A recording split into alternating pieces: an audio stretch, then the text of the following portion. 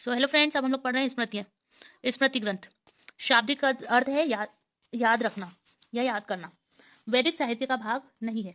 जो वैदिक साहित्य था, हमने नेक्स्ट इसमें पढ़ा था, उसमें क्या क्या आता है। वैदिक साहित्य में आता है संहिता यानी कि चारों वेद, उपनिषद और आरण्यक और ब्राह्मण ग्रंथ, इन सभी को मिलाकर बनता है वैदिक साहित्य। लेकिन स्मृति जो है वो वैदिक साहित्य का भाग नहीं है।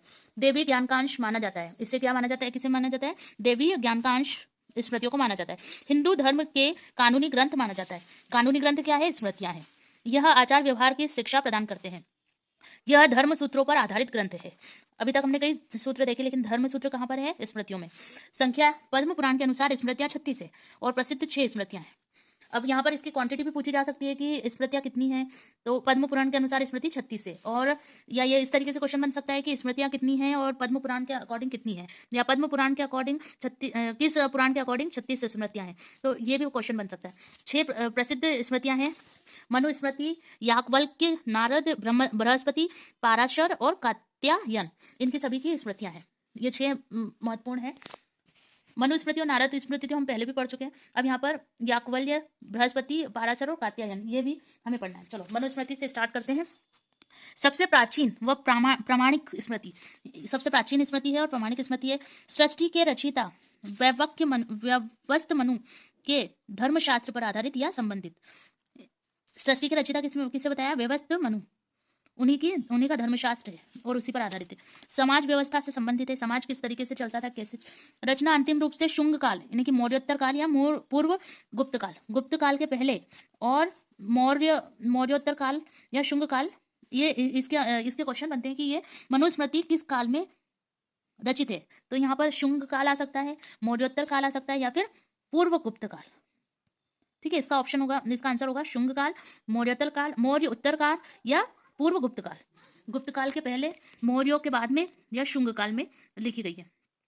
ठीक है, मौर्य उत्तर, मौर्यों के बाद, मौर्यों के बाद में, और गुप्त के पहले, और शुंग वंश में लिखी गई है, शुंग काल में लिखी गई है। उपनाम है मानव धर्म शास्त्र, हिंदू धर्म की प्रथम विधिक संहिता। मानव धर्म शास्त्र या हिंदू धर्म की प्रथम विधिक संहिता। विधिक संहिता पहले किसे कहेंगे हम? मनुस्मृति को कहेंगे। मनु के उपनाम है प्रथम विधि निर्माता, धर्म का प्रथम व्यवस्थापक, मानव जाति का पिता, राज्य संख्या के प्रथम कर्ता, राज्य संस्था के प्रथम कर्ता। ये सभी नाम मनु के हैं। सृष्टि के प्रारंभ से मानव के विकास, दैनिक नियम और मोक्ष प्राप्ति तक संबंध मनुस्मृति में मिलते हैं। इसकी विशेषता है आर्य संस्कृति के 4 क्षेत्र हैं: ब्रह्मवर्त, महर्षि देश, मध्य देश, आर्यव्रत। इन्होंने 4 नाम दिए हैं। चारों वर्णों और जातियों का उल्लेख है। इसी स्मृति में चारों वर्णों और जातियों का भी उल्लेख मिलेगा: ब्राह्मण, वैश्य, क्षत्रिय और शूद्र। शूद्र अध्यापकों और शिष्यों को कहते थे, निम्न सेवादारों को कहते थे। मनुस्मृति में 7 दासों का वर्णन मिलता है। 7 दास का वर्णन भी मनुस्मृति में मिलता है। स्त्रियों का जीवन कैसा था? वेद अध्ययन का अधिकार नहीं था, संपत्ति की स्वामिनी नहीं थी, स्त्री धन पर अधिकार था। स्त्री धन पर मां के बाद पुत्रियों का और उसके बाद बहुओं का अधिकार था। स्त्रियों का मुंडन होता था। यानी कि जो मनुस्मृति है उसमें स्त्रियों का जीवन किस तरीके से बताया गया है। वेद अध्याय का अधिकार नहीं था स्त्रियों को, संपत्ति की स्वामिनी नहीं होती थी, स्त्री धन पर अधिकार होता था, लेकिन स्त्री धन पर मां के बाद पुत्रियों का और उसके बाद बहुओं का अधिकार होता था। स्त्रियों का मुंडन भी होता था। अध्यापकों के प्रकार बताएं: उपाध्याय और आचार्य।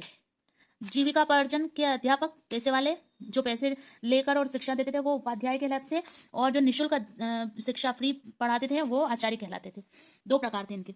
अब सेकंड पढ़ लेते हैं याज्ञवल्क्यम स्मृति। सर्वप्रथम स्त्रियों को संपत्ति का अधिकार प्रदान किया गया। अब याज्ञवल्क्य स्मृति जो थी उसमें स्त्रियों को संपत्ति का अधिकार दिया गया था।